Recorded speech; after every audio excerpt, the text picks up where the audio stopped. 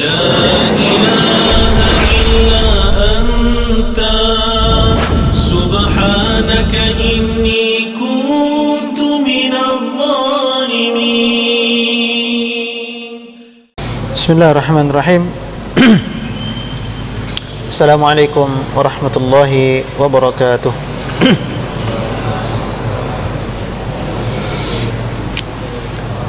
الحمد لله رب العالمين وبه نستعين على أمور الدنيا والدين. اللهم صل وسلم وبارك على نبينا الكريم وعلى آله وأصحابه ومن تبعهم بإحسان إلى يوم الدين. أما بعد, kita lanjutkan pelajaran kita Fikih Sirah Nabi, yang mana pada pertemuan sebelumnya kita telah berkisah prosesi hijrahnya beberapa orang sahabat dan sahabiah menuju Habasyah, yang dipimpin oleh sahabat yang mulia sekaligus menantu Rasulullah sallallahu alaihi wasallam, yaitu Utsman ibnu Affan radhiyallahu anhu. Dan kita sudah menyebutkan beberapa faedah-faedah pelajaran dari kisah hijrah yang pertama ini, bahwasanya diantaranya apa? Kalau orang mau berubah, kalau orang mau taubat, kalau orang mau hijrah, maka agar dia tetap istiqomah, salah satu kiatnya apa? Mengganti komunitas, mengganti pertemanannya. Karena teman sangat mempengaruhi seseorang, baik secara akhlak maupun agamanya. Kemudian yang kedua, alasan Nabi sallallahu alaihi wasallam mengizinkan para sahabat berhijrah ke Habasyah karena Raja Najasyi adalah seorang yang adil, meskipun Nasrani tapi adil. Kemudian agama Nasrani masih lebih mending daripada agama orang-orang paganisme, karena agama Nasrani bagaimanapun dia adalah agama samawi, agama yang Allah turunkan dari langit tapi diubah-ubah sama mereka. Adapun agama paganisme ini murni buatan manusia. Baik, kita lanjutkan pelajaran berikutnya. Di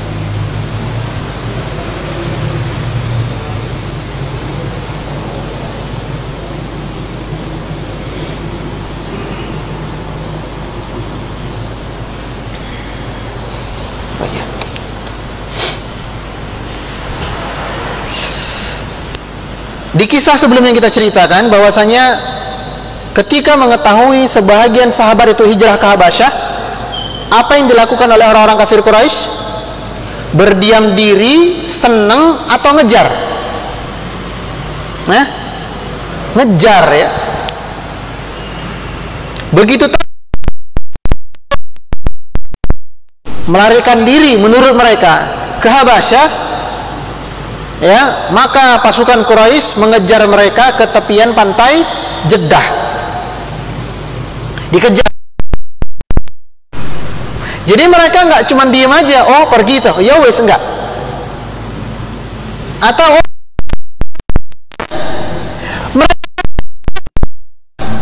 saya kasih logika begini. Kalau ada tetangga yang selalu merusuhi Anda, rese,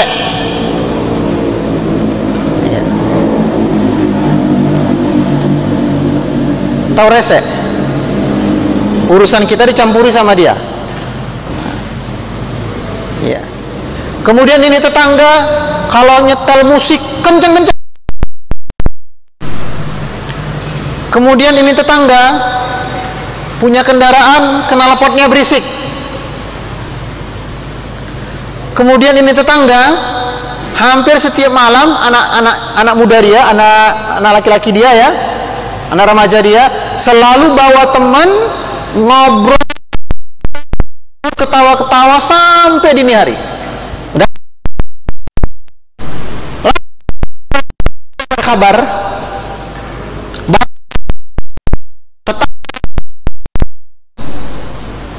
beli rumah di tempat yang baru dan ini mau dijual dan bakal pindah, bahkan sudah terjual, akan segera pindah. Anda diam, senang atau ikut dia pindah? Hah? Senang kan? Senang. Kenapa? Karena secara pribadi Anda gak cocok sama dia, betul? Iya. Secara pribadi Anda gak kuat. Tapi lucunya, mengapa sebagian sahabat Rasulullah SAW itu berhijrah ke Habasyah, mereka tahu sebabnya? Nah, ini pelajaran keempat ya, bahwasanya kebencian orang-orang kafir Quraisy kepada para sahabat bukan semata-mata kebencian urusan pribadi ya. Kebencian orang-orang Quraisy yang sahabat bukan karena urusan pribadi, bukan ya, bukan karena ada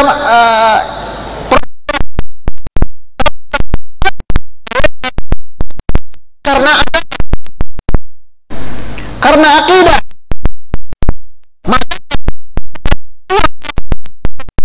Itu tidak gara-gara perbedaan apa? Saya ulangi sekali lagi ya, perbedaan tingkat bahaya permusuhan karena perbedaan agama.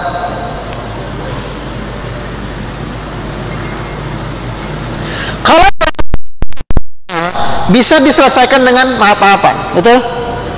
Ya, maaf-maafan, saling ridho. Tapi kalau gimana penyelesaiannya? Cuman dua cara: jihad atau kita pindah ke agama mereka. Cuman itu, ya. Maka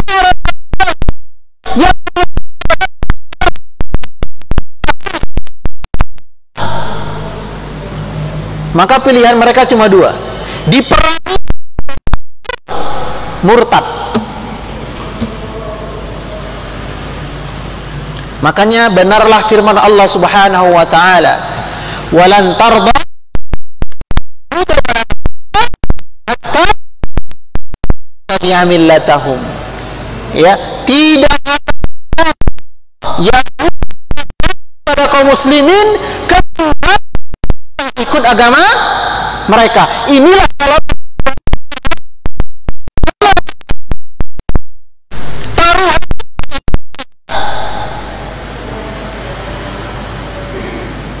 ya, kebencian kita kepada seorang muslim ya, ya dalam arti ya dia berbuat dosa ya, dia rese ya, maka itu sebatas kebencian apa? Pribadi. Tapi selama dia masih agama Islam ya, selama dia masih beragama Islam, ini suatu nilai yang luar biasa. Dalam arti ya dia masih Islam. Sebab orang ya, dia lembut, dia ramah ya, tapi nilai kekafiran dia ini sudah teramat buruk. Maka surat muslim karena urusan personal begitu akrab berbeda. Makanya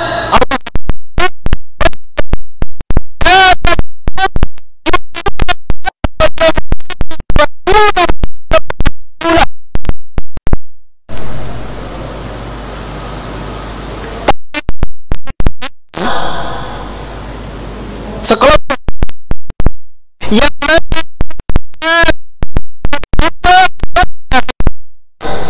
berkasih sayang. Sayang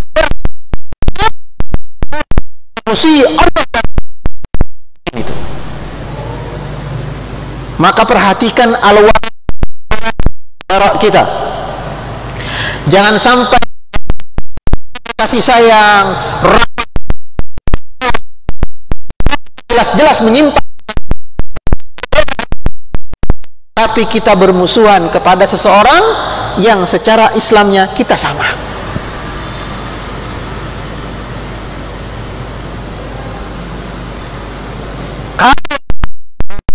Itulah yang terjadi kepada Kiai Fulus.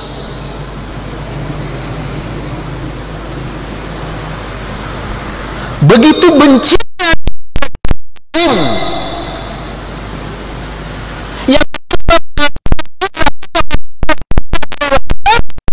tapi dia bisa tersenyum-senyum.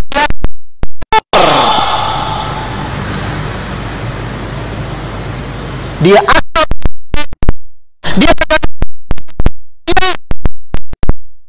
tapi menuduh sebahagian saudara kaum muslimin yang iltizam dengan tuduhan yang tidak layak kita sebutkan di sini.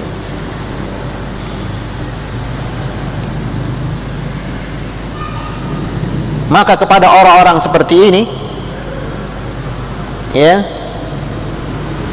kepada orang-orang yang model seperti ini, cuman dua jenis doa yang patut kita tujukan kepadanya. Dalam arti kita kembalikan kepada dia, siapapun itu orangnya. Yang pertama, endang taubat.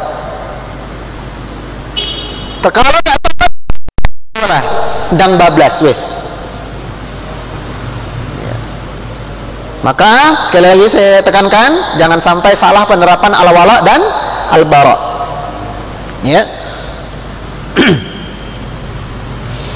Kemudian kita lanjutkan kisahnya. Ini sudah selesai ya, faedah-faedah dari hijrah ke Habasyah yang pertama. Baik, kita lanjutkan. Ketika mereka kembali ke Mekah mengetahui ya berita orang kafir Quraisy ini masuk Islam adalah berita hoax, maka mereka menyusun strategi kembali untuk berhijrah ke Habasyah yang kedua. Hijrah ke Habasyah yang kedua. Tentu hijrah yang kedua ini lebih sulit daripada yang pertama. Kenapa? Quraisy lebih waspada, jangan sepele. Yang pertama, mereka kalah dua kalinya. Inilah kalau permusuhannya agama ya, pengennya membunuh atau pindah agama, udah selesai. Akan tetapi tolong kaum muslimin. Akhirnya berangkatlah kurang lebih 80. Satu riwayat mengatakan 82, riwayat lain mengatakan 83. Ya intinya 80-an lah. Ya. 80-an kurang lebih sahabat dan sahabiah kembali berhijrah ke Habasyah. Ya, Ja'far bin Abi Thalib. Siapanya Nabi ini? Sepupu, betul ya, sepupu Rasulullah SAW. Baik. Nah, untuk hijrah yang kedua ini, ya, kisahnya lebih menarik. Pelajaran-pelajaran lebih banyak. Begitu mengetahui lolos Habasyah yang kedua, maka susun strategi. Gimana caranya agar mereka itu yang berdomisili di Habasyah, kota Mekah oleh Raja Najasyi. Maka mereka mengutus dua orang sebagai siapa yang diutus adalah dan Rabi'ah, yang waktu itu keduanya belum masuk agama Islam. Ini unik ini. Ya, Amr bin As dan ya, diutus oleh orang kafir Quraisy untuk negosiasi dengan Raja Najasyi. Tahukah Anda, Amr bin As ini di masa mendatang bakal masuk Islam? Iya. Itu sudah masuk Islam duluan, yaitu Abdullah bin As. Abdullah bin Amr bin As. Termasuk satu di antara 4 nama sahabat yang digolongkan sebagai ulama mudanya yang bernama Abdullah. Abdullah bin Amr bin As, Abdullah ibnu Umar, Abdullah ibnu Abbas. Siapa yang keempat? Abdullah ibnu Zubair ibnu Awwam. Ya, 4 Al-Abadillah. Dan selisih umur antara itu hanya 11 tahun. Ya, antara Amr bin As sang ayah dengan As itu cuma 11 tahun. Berarti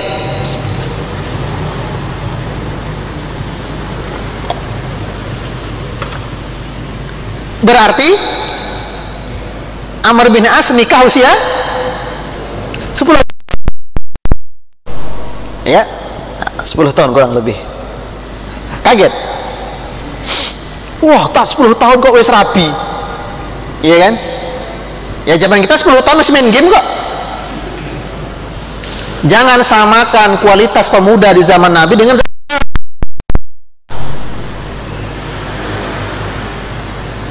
Zubair tahun udah nenteng 2 pedang, katakan Rasulullah sudah terbunuh.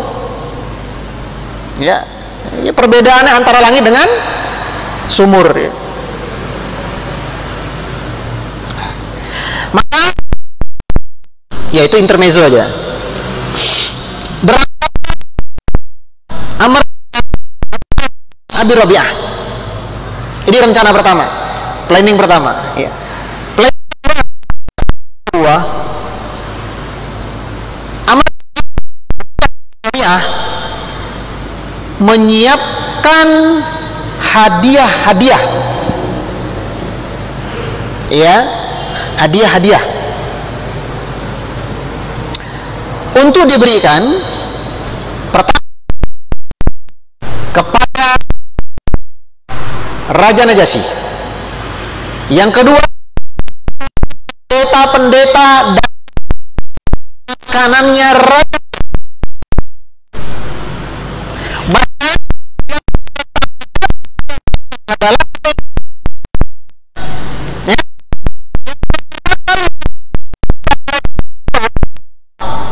itu pendeta. Maka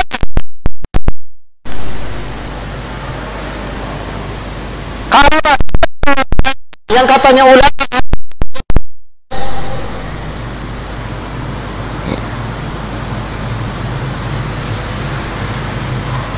bisa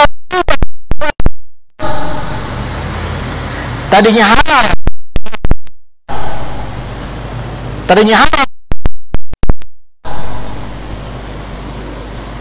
inilah yang menjual akhiratnya karena dunia. Inilah di jahannam. Para dai guru kepada neraka dan kalangan kiainya, dari kalangan ulama. Demi apa? Di dunia, demi fulus, demi jabatan, demi pangkat. dan demi sebatang rokok.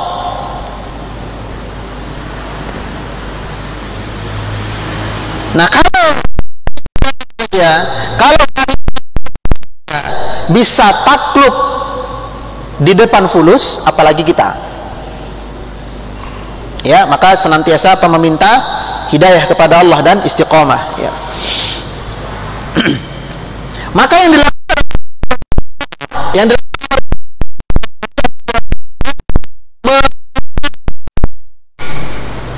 menyogok nasihat najah, ya, supaya pendeta-pendetanya, ya, rahib-rahibnya, penasihat-penasihat agamanya, penasihat-penasihat menterinya, ya, didatangi satu-satu. Mereka kan bingung, loh ini hadiah apa? Oh, nanti kami mau negosiasi sama Najasyi, tolong dibantu kami ya, nah, tolong di follow up. Oh, siap, ya. Ini kalau sudah kena apa? Fulus.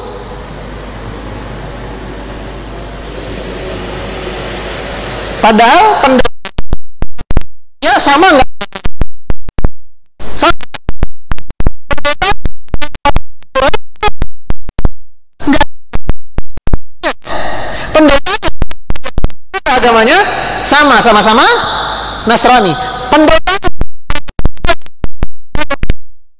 tidak, tapi di hadapan fulus yang seagama jadi musuh. Betul? Terjadi. Kalau merasakan mereka.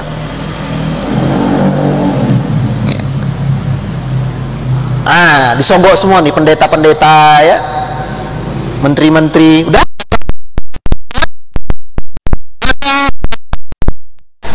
Perwakilan menteri dan perwakilan rahibnya menghadap kepada Najasyi, menyampaikan kabar bahwasanya ada utusan Quraisy datang.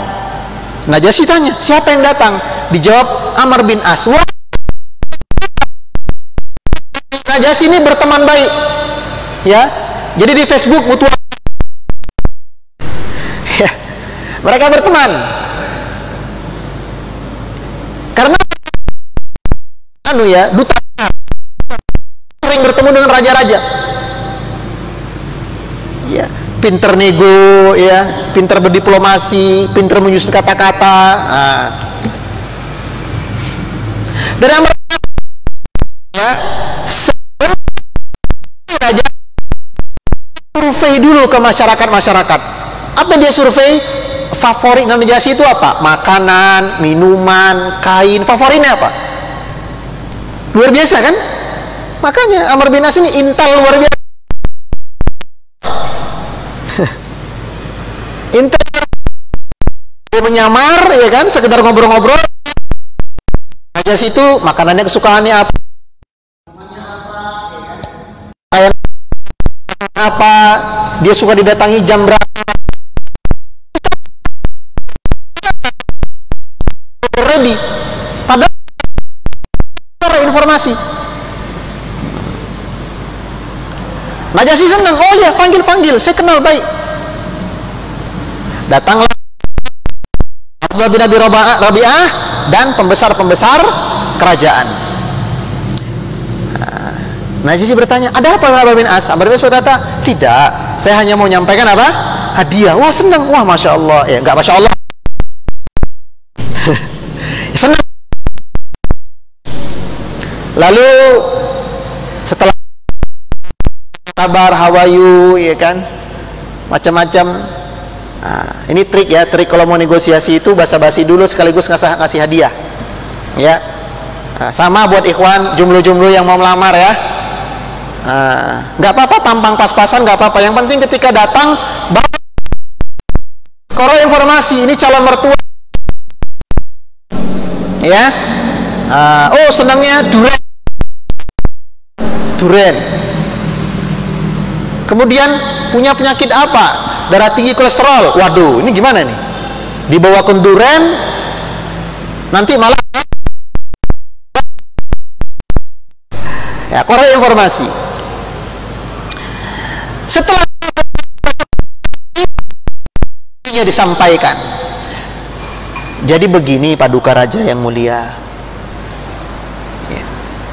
telah Paduka sebahagia. Betulkah itu Paduka? Paduka berkata, betul. Ya, kurang lebih ada 80 orang dari Mekah datang ke sini. Wahai Paduka, kalau pada Paduka ini aneh. Najasyi bingung. Ini tidak agamanya. Soalnya permusuhannya karena apa? Ya, agama dan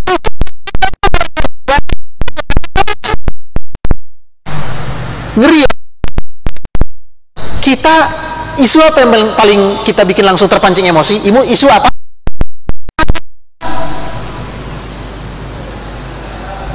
Pinter Amr bin As negosiasi di paling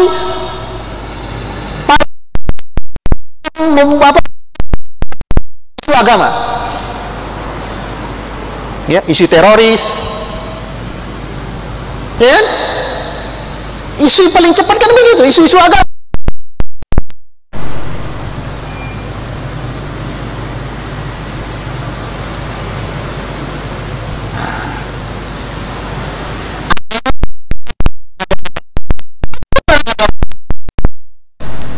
Makanya agama mereka aneh nih Paduka. Jangan menyebarkan ajaran mereka yang aneh ke negeri Paduka ini.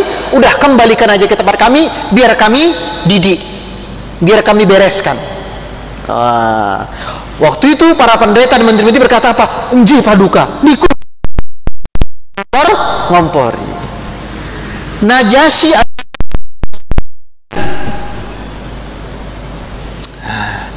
apa kata Najasyi? Saya belum merasa srek kalau belum mendapat informasi dari pihak yang kalian tuduh. Saya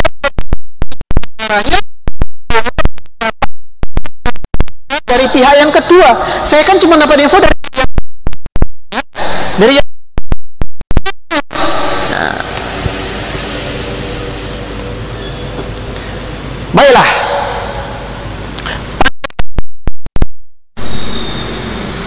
Salah satu tentara kaum muslimin diwakili oleh Ja'far bin Abi Thalib, seorang negosiator ulung juga.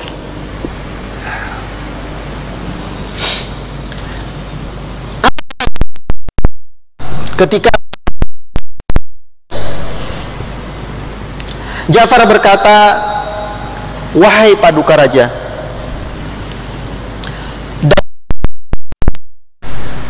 kami ada yang mana yang lemah di antara kami. Dulunya kami ada yang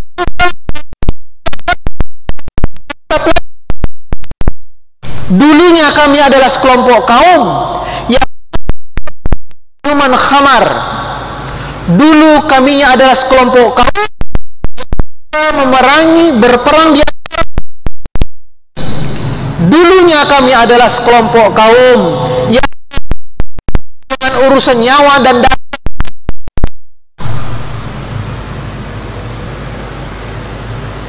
Dulu kami adalah sekelompok kaum bayi perempuan-perempuan kami, dan dulu kami adalah sekelompok kaum yang memutar balik. Lalu muncullah laki-laki yang bernama Muhammad yang mengajarkan kami untuk berkata-kata jujur, mengajarkan kami untuk menjauhi zina, mengajarkan kami minum khamar, sholat ibadah. Saudara belum sholat waktu itu? Sudah ada perintah sholat belum? Sudah, sholatnya pagi dan petang ya, 2 rakaat Ya, kami diperintahkan sholat, kami diperintahkan puasa. Sudah ada puasa belum? Sudah. Puasa Asyura. Jadi sebelum ada puasa Ramadan, yang wajib itu puasa Asyura. Ya. Kemudian jalin silaturahim yang kuat,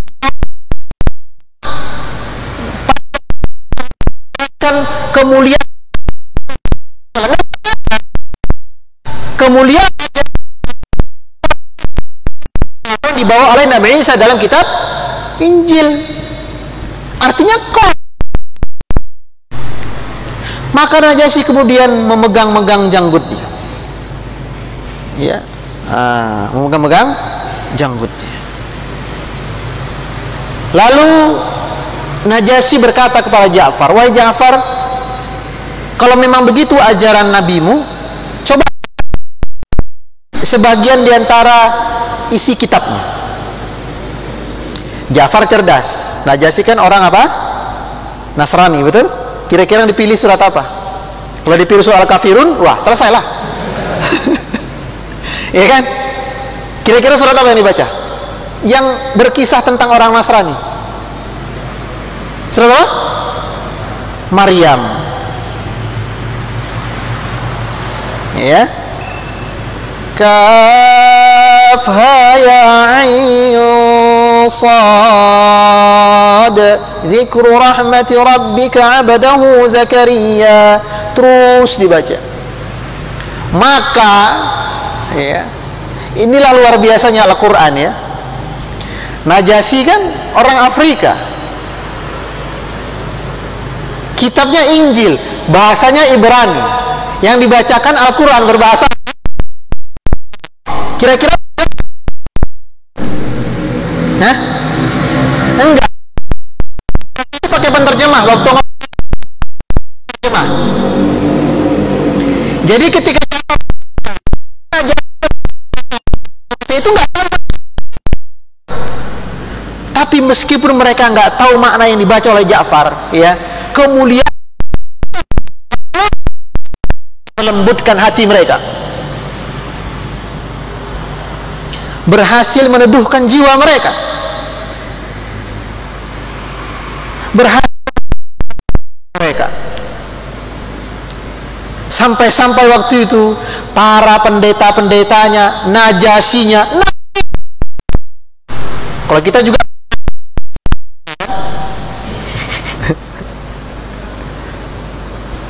nangis mereka. Guncang ayat Al-Quran, ya, orang yang mencoba mencari ketenangan hidup selain dari Al-Quran,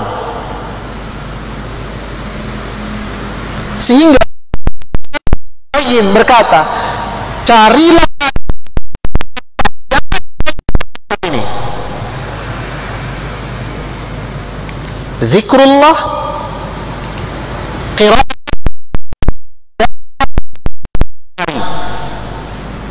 zikrullah, ala bi dzikrillahi tatma'innul qulub. Yang kedua Al-Quran. Yang ketiga salat di sepertiga atau seperenam malam terakhir. Kalau Anda tidak mendapati hati Anda di tiga kondisi ini, ya, jangan salahkan salatnya, jangan salahkan zikirnya, jangan salahkan Al-Qur'annya. Salahkan siapa? Diri sendiri. Kenapa kok hati sampai berkhianat kepada anggota badan?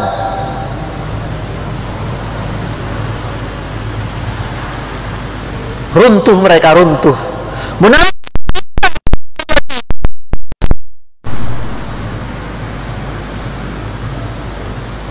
Maka Najasyi kemudian mengambil ranting pohon yang kecil, seperti menulis-nulis di tanah, ya, berpikir gitu loh, lalu berdiri. Kemudian Najasyi berkata, sungguh yang engkau bacakan, iya, seolah-olah sama dengan apa yang di dalam kitab Injil. Maka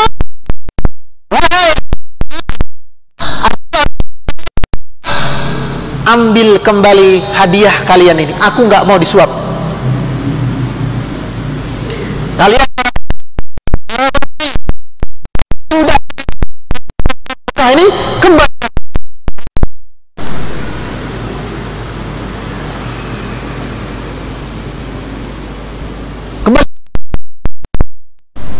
Maka para pendetanya mendengus. Tahu mendengus? Gimana kalau mendengus itu? Nah gitu ya. Dikon balik nih. Kata Najasyi, saya nggak peduli. Kembali. Dan kalian wahai kaum muslimin, kalian hidup bebas di sini. Silahkan. Kalian. Betapa malunya Amr bin As, seorang negosiator yang tapi waktu itu kena tamparan keras. Jangan kembali ke kediaman mereka. Amr bin As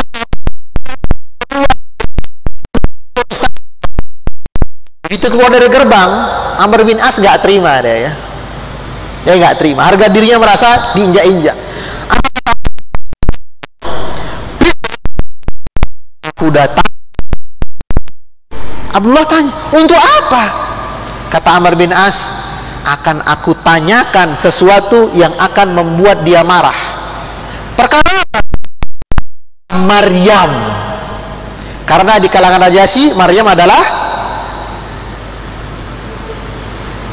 ibunya Tuhan ya.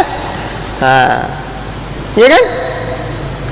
Kata Abdullah bin Abi Rabi'ah, gak usah habis begitu, ya, gak usah. Kan teman-teman Ja'far itu kan saudara-saudara kita juga. Gak usah separah itu usahamu. Kata Amr bin As, gak satu sama. Akhirnya besok datang lagi. Tapi Najasyi seolah-olah gak peduli ya, gak peduli.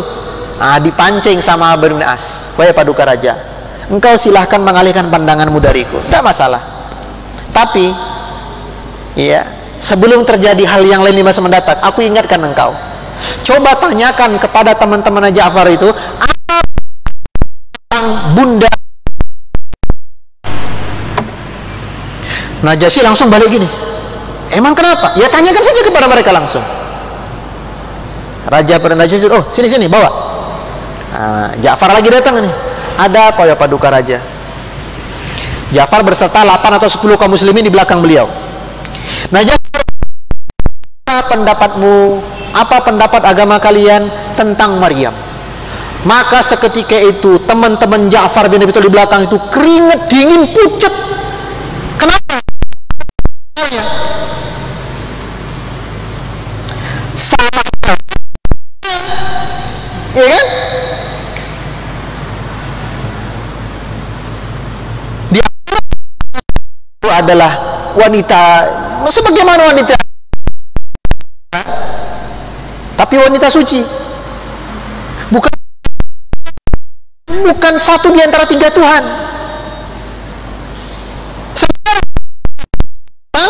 Maryam termasuk satu di antara 3 Tuhan. Maka ini pertanyaan paling kritis ini. Wah. Lalu ada yang membisikkan para Ja'far dari belakang, Far,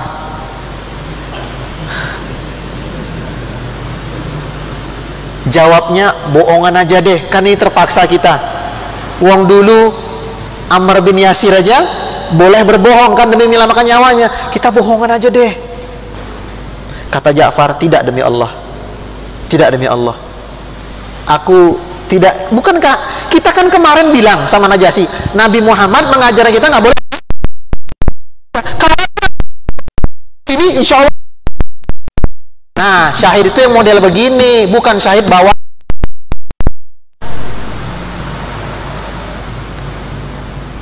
Ya, nah, Ja'far berkata jujur dan akhirnya dieksekusi, kita mati syahid, jelas mempertahankan agama. Ya, bukan ngebom, bukan syahid itu sangit.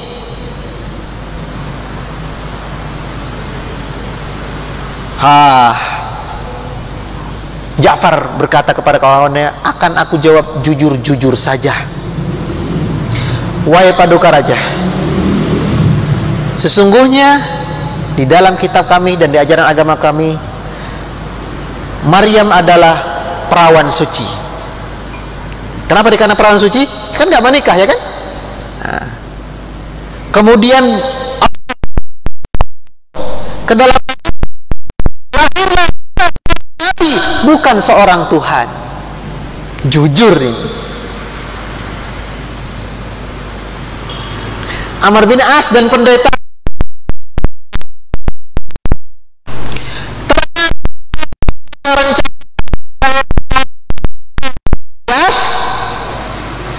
mau singkat Gatot, nanti ada yang tersinggung. Ada yang namanya Gatot. Gagal total. Kenapa? Kata demi Tuhan, di ajaran kami pun sepertinya seperti itu, sama. Amr bin As kalah 2 kali. Luar biasa, ya. Jujur membawa keselamatan.